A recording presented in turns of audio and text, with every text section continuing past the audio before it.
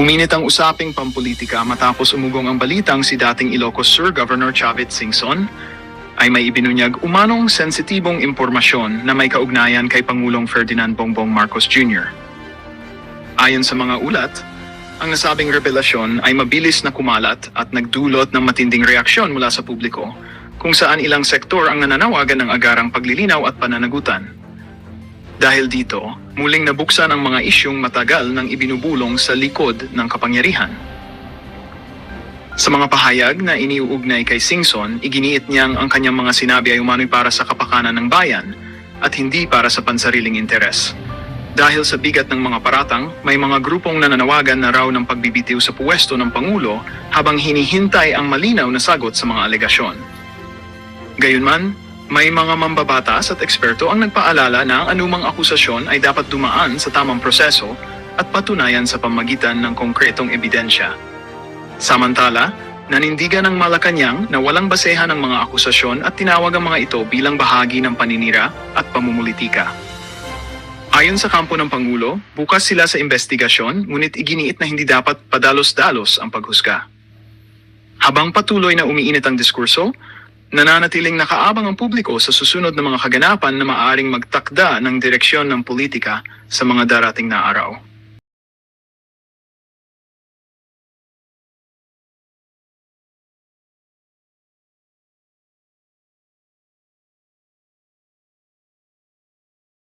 Means.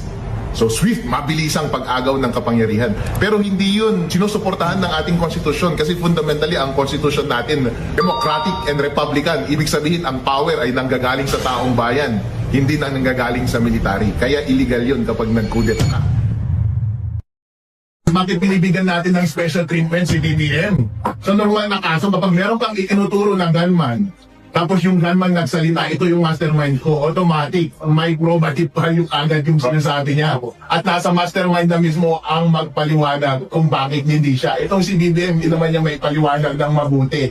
And by the way, sir, ikaw yung may hawak ng buong department. Kung baga meron kung executive department actually. Halimbawa kapag meron kang negosyo at merong malawakang pagnanakaw sa negosyo mismo, tapos sinabi na nahuli mong nagnakaw, kung hindi sabi niya, actually sir, yung CEO, yung executive, yung nagputos sa akin para magnakaw, ikaw, anong unang gagawin mo? Kahit maniwala ka doon o hindi, ang unang mong gagawin, ipa-preventive suspension kung muna yung executive. Kasi baka magnanakaw ulit yan dahil halata naman na hindi niya na-control yung buong negosyo. Ganon din kay BBM, hindi na po mahalaga na magbatuhan kayo kung kanino yung specific na sisi, ano yung ginawa nito, ano yung ginawa niya. Hindi po, kayo po ang may control, alam na po namin, hindi ninyo na regulate ang lahat ng tauhan ninyo nung nakaraang 3 taon. Sa susunod na 3 taon, magtitiwala pa ba kami sa'yo, sir? Sorry, sir, hindi na po, wag na po. Wag na po. Wag na, uy. Wag na, uy. Wag na, uy. Wag na, uy. At saka yung daang-daang bilyon na salapi na ninanakaw, BBM at mga kabarkada mo, kailangan nyo ba yung ganyan kalaking pera? Eh, ang nagaganda na ng mga kotse ninyo, ang lalaki na ng mga mansyon ninyo, BBM, may anak ka ba sa labas? Wala ka namang anak sa labas eh. Pero na ba kamahalang ngayon? Wala ka matata ang bisyo mo eh. Sabi niya, ganyan na po ba kamahal ang cocaine? Tinanggal niya eh. Dapat tanggal yun. Ang anak sa labas eh. Pero na ba kamahalang Oo, cocaine ngayon. ngayon? Wala ka matata ang bisyo mo eh. Hindi mo kailangan ng daang-daang bilyon na pera, please. Hindi na alright. Oy, BBM, may mayanak ka ba sa labas daw? Ganyan na ba daw kamahal ang coke? Mayanak ka sa labas? Wala. Eh, sa loob, wala rin. Wala kang anak kung gano'n. Pinulungan lang tayo nitong mga kakampi ni BBM para hindi tayo magsalita. Alam niyo po ba sa ating konstitusyon, ang pinakamahalagang karapatan dyan ay yung karapatan nating magsalita. Dahil yan lamang ang tanging paraan para mabantayan natin at maipahiya natin ang mga taong nanloloko sa atin. Kaya iilan lamang ang mga krimen na nasa Revised Penal Code at saka Anti-Terrorism Act na nagsasabi na bawal. At yun ay kapag publicly nag-i-incite ka ng sedition. Ibig sabihin, kapag sinasabi mo, wag mo nang sundin yung ating mga civil authorities o anumang agency ng ating civil na huwag natin silang sundin. Ang sinasabi lang natin, wasing, umalis ka na dyan. Dahil yun yung natural. Nag-express lang tayo ng ating personal opinion. At ganoon din sa inciting to rebellion. Kapag nag-incite ka na, oy, mag-take up na kayo ng arms. At Tirahin na natin itong government. Wala namang sumisigaw ng gano'n. Wala naman sumisigaw ng ganun eh. Ang sinisigaw lang namin, BBM, resign! Sa sitwasyong yan, paano na yung gagawin ng mga Pilipino? There's hopelessness. Kasi if you go out of the Constitution, either kulong ka o mamamatay ka pag nagkaroon ng giyera, civil war.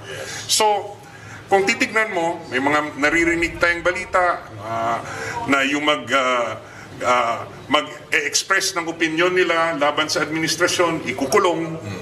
So, do you think the ordinary Filipinos magririsgo ng kanilang buhay? Yan yung naririnig nila. Kaya nga, kung pinag-uusapan natin, marami ba yung nasa labas? Yung tao, may self-preservation rin. Natatakot rin yan. Yung mga asawa, pinipigilan rin yung mga husband. That's why it looks hopeless. And the Filipinos feels helpless knowing na may dalawang malaking akusasyon laban sa presidente, pero unless he voluntarily resigns, wala na tayong magawa. Still, under the law, there are mechanisms to allow a change of the president. Impeachment. Pero yung reality na Hindi kinakaharap mangyayari natin siguro. sa impeachment, you need 1/3 vote of all congressmen sa House of Representatives. Tapos and to 2/3 convict, pa sa Senate. 2/3. Another means is when he is declared incapacitated by the majority of the cabinet members to include the executive secretary. Bakit magde-declare yung kanyang kabinete? Mawawalan sila ng trabaho. Kaya nga sabi ko, Section 11 yan. Article 7, Section 11. we feel hopeless. Now, what is the remaining way? Nga, under the democratic framework na allowed, the opposition, kasama ako doon, kasama kung sino man yung gustong sumama dyan sa opposition, we have to prepare this early for the 2028 presidential election. Yan, alam mo, magandang tanong ito. No? Gusto kong tanungin kay Manong. Yes. Manong, based on your very deep experience, sa gut feel nyo that you've developed through the decades, no? Aabot pa ba ng 2028? And I do not mean this politically, ha? I am very curious. Hindi, I'm very curious. Yung panansya niya ba? Yes. Kasi alam mo, malalim yan, yung gut feel, no? Aabot po ba? Ang 2028. palagay ko, hindi po aabot. Hindi yan matatapos ang term niya. Because I believe in miracle Sabi mo. and I believe in destiny. Correct. Hindi tayo pababayaan ng Diyos dahil nasa katotohanan tayo. Alam mo, tumayo ang balahibo ko dyan dahil Alam mo, ang sabi ang konstitusyon, ang liwanag. Marami nagrari-lari dahil tuliro ng gobyerno na napapasama yung public. Now, ang liwanag ang konstitusyon. Kaya nakikiusap ako sa mga military and police. Ang konstitusyon ay the civilian are more supreme, is more supreme than the military. And the military should protect the people in the state, not a president or a corrupt government. So, nakikiusap ako, kaya ako nandito, gising po ang mga sundalo natin na magproprotect. Protektahan niyo po ang tao, huwag niyo pong huliin sila. Huwag niyong pagtakpan ang kasinungalingan dahil balang araw kayo ang sisisihan ng taong bayan. Kung protektahan niyo ang corrupt na president and the corrupt government, you'll be part of it in the future. So, the time is now to move. Kayo na ang gagalaw ngayon to protect the people. Ang sinasabi ko rito, I am for justice and a peaceful movement. Hindi ko sinasabi revolusyon, pero mga sundalo, mga pulis, lumabas na kayo, protektahan nyo mga taong bayan. Balang araw, kung hindi nyo protektahan ang mga kababayan natin na nagsasabi ng nagsasabi ng totoo, kayo sisisihin. Kaya po, nandito ako, nakikiusap sa inyo lahat. Please help our country, the state, dahil nasusunog na ating bansa. Lahat ng pero pinag-uusapan natin dito, flood control lang.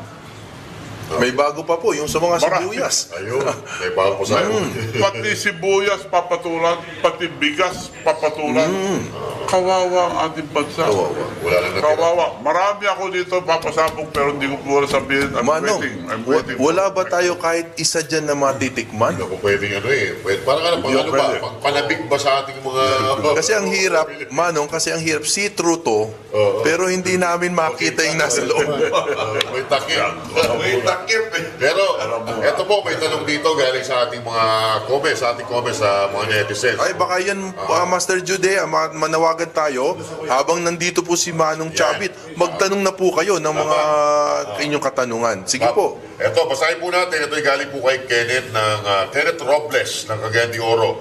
Sabi niya dito, ang tanong niya, bakit ang tahimik ng Senado? Wala man lang kumikibo. May alam po ba sila pero ayaw magsalita? Takot ba sila o kaalyado? Ano po bang silbi ng check and balances kung lahat tahimik?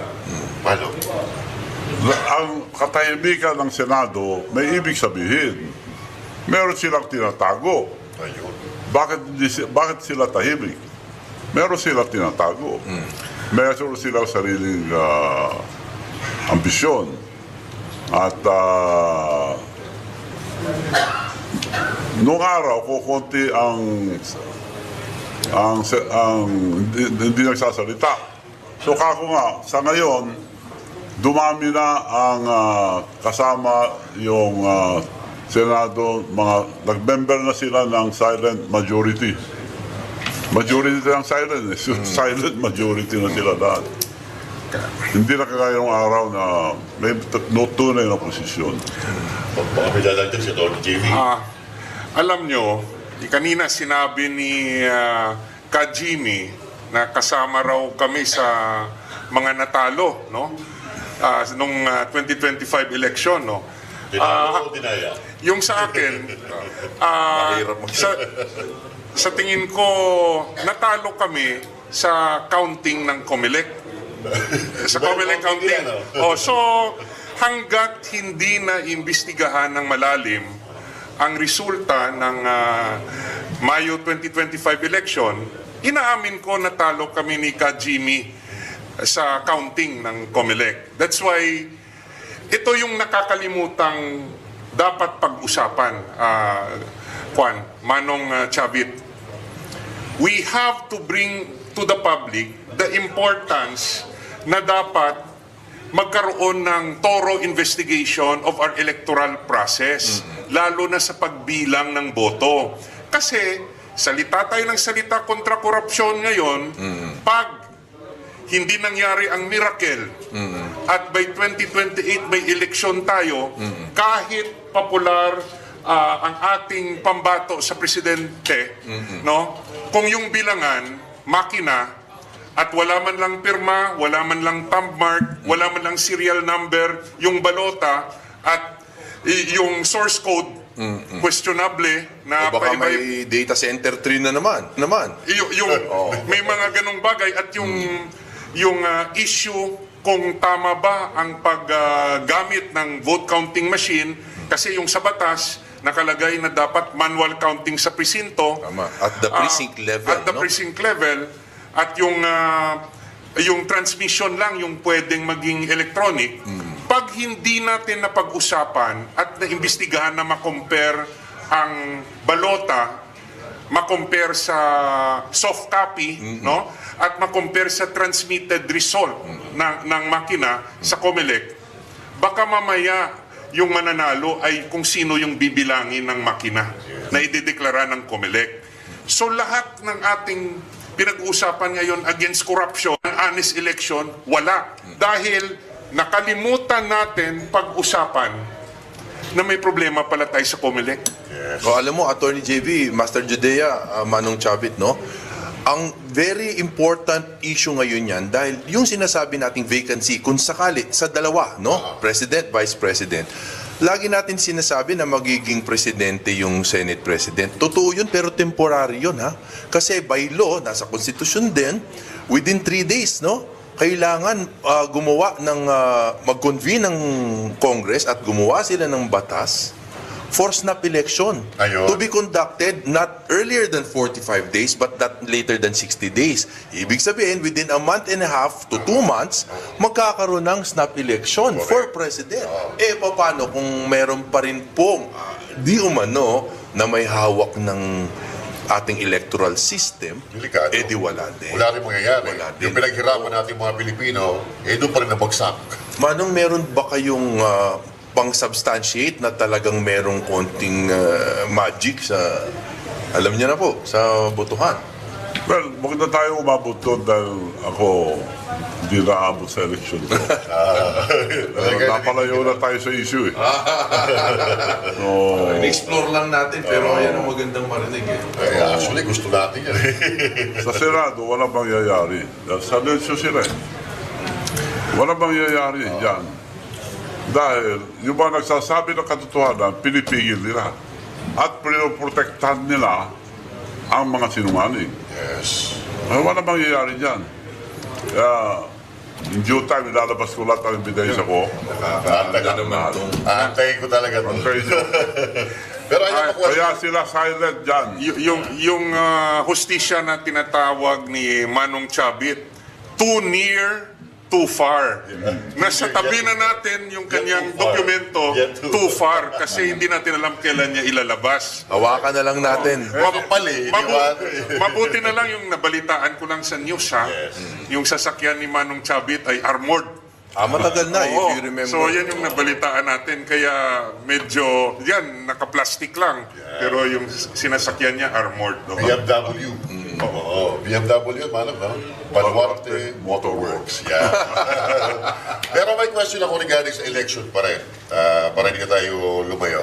Kung sakasakali po, Attorney JB, Attorney Jimmy, kung kayo po ay nakapasok, may difference po kaya?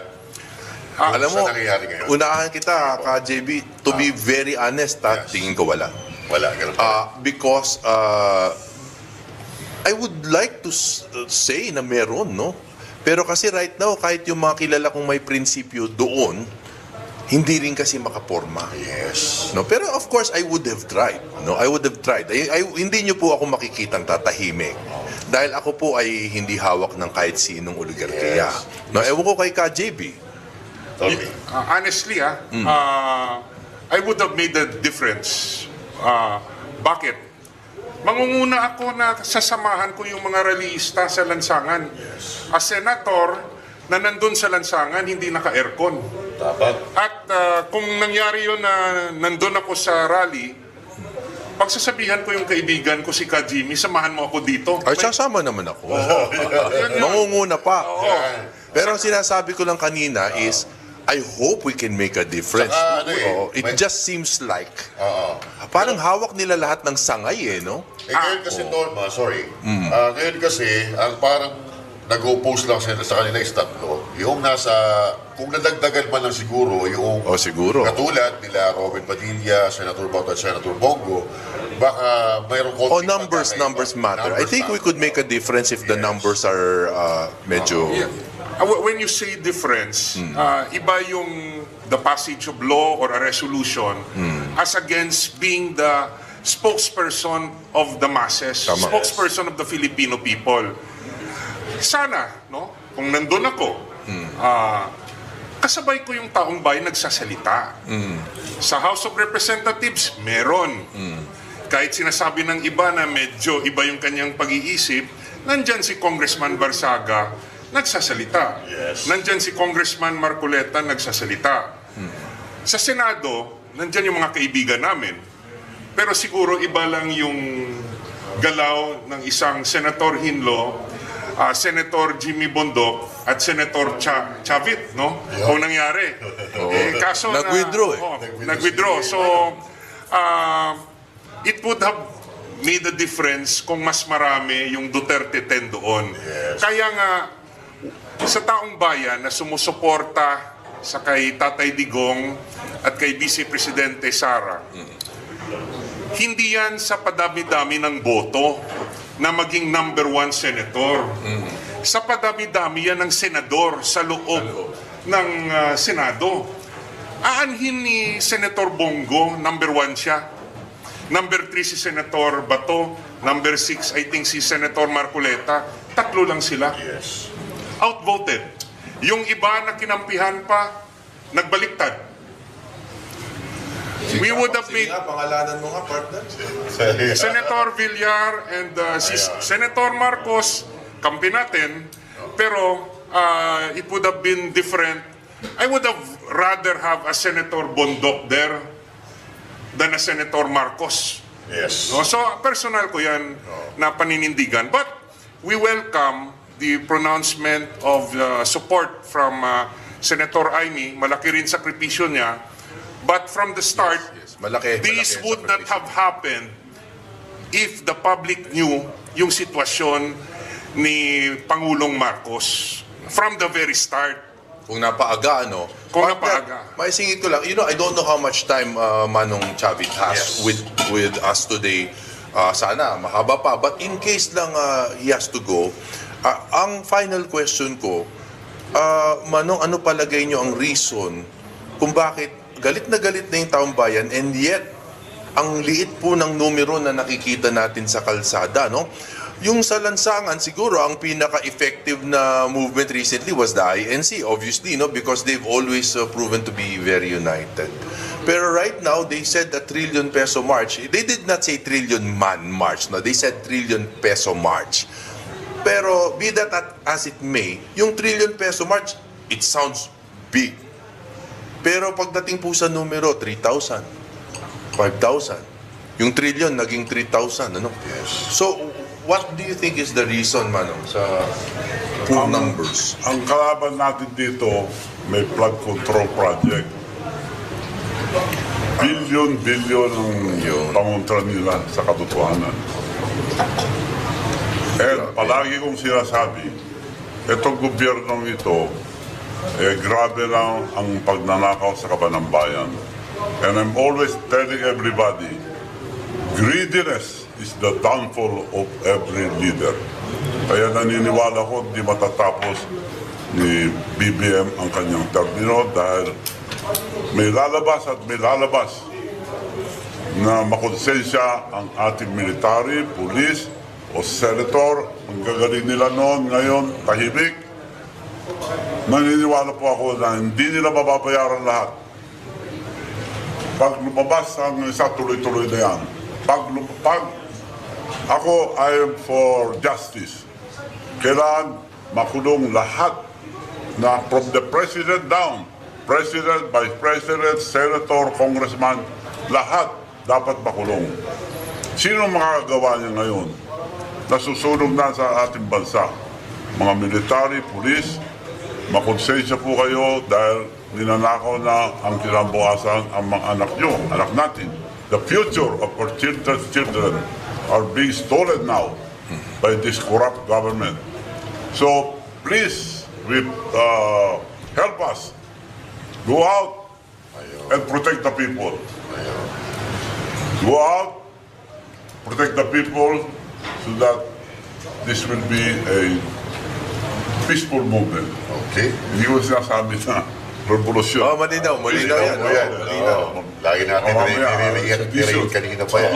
We had a very good Tinatakot discussion. nila tayo na sa sedition eh. Pero alam nila lahat ng nangyayari. Police, military, alam nyo lahat ng nangyayari. And yet, wala kayong ginagawa. Ang mambabatas natin, alam nyo lahat ng nangyayari. And yet, wala kayong ginagawa. So, kasalanan nyo lahat ito kung hindi kayo magsalita. So, napasalamat ako sa lahat ng sasalita. Yes. Huwag po kayong matakot. Hindi tayo pababayaan ng ating Panginoon dahil nasa katotohanan tayo. Tama, oo. At napakalinaw nung sinabi ni Malinaw. Manong. Huwag na Napakalinaw. tayong magbida yung Tumpik-tumpik pa. kumpit-kumpit. Wala na masyadong matamis na salita. Anong nangyayari? May nakawan ba nangyayari? Yes. Meron. Maliwanag. Maliwanag. Sino ang leader natin? Maliwanag din. Maliwanag din. Marcos. He is the commander-in-chief. Yes. So, it is his command responsibility lahat ng nangyayari ngayon. Takanin na lahat. Yung responsibility niya.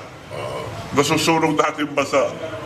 Dapat mag-resign na. Pero, hindi mag-resign yan dahil may palakas.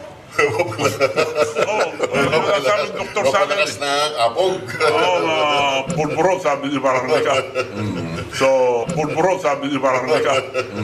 So, wag mo asahan pa ano yan dahil do or die yan. Dahil alam lahat ng tao na kasalanan ni BBM lahat ito.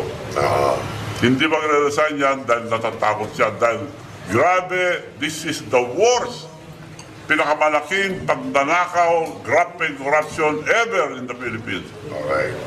Dito lang sa panahon ni Bongbong Marcos. Ito. Kaya makonsensya po kayo na hindi nagsasalita.